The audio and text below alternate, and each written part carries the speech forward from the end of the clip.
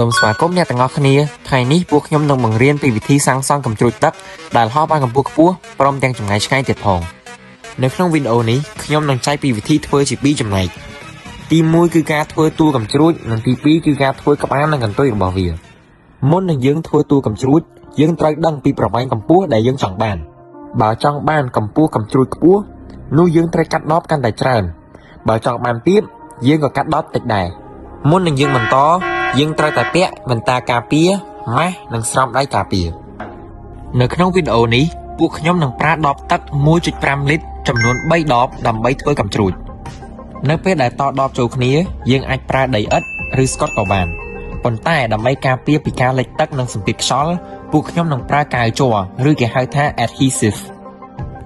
កាវជ័រដែលពួកខ្ញុំគាំទ្រឲ្យប្រើនោះគឺ PL Premium ឬក៏ Sikaflex នៅពេលដែលតដបរួចយើងទុកវាឲ្យស្ងៀមនៅមួយកន្លែងរយៈពេល24ម៉ោងដើម្បីឲ្យកាវជ័រវាស្ងួតត្រឹមត្រូវបន្ទាប់ពីកាវជ័របានស្ងួត 100% យើងអាចយកក្រដាសខាត់មករុះលើដបដើម្បីធ្វើការបាញ់ថ្នាំពណ៌យើងត្រូវបាញ់ថ្នាំពណ៌ 2 ទៅ 3 ដងជាន់គ្នាជំហានទី 2 ការធ្វើក្បាលនិងកន្ទុយរបស់កំជ្រួច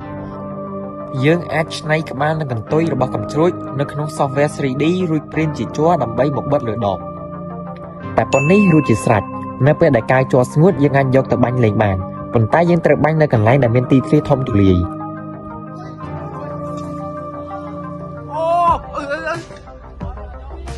សូមអរគុណអ្នកទាំងអស់គ្នាដែលបានចំណាយពេលវេលាមកទស្សនាវីដេអូកម្សាន្តនេះ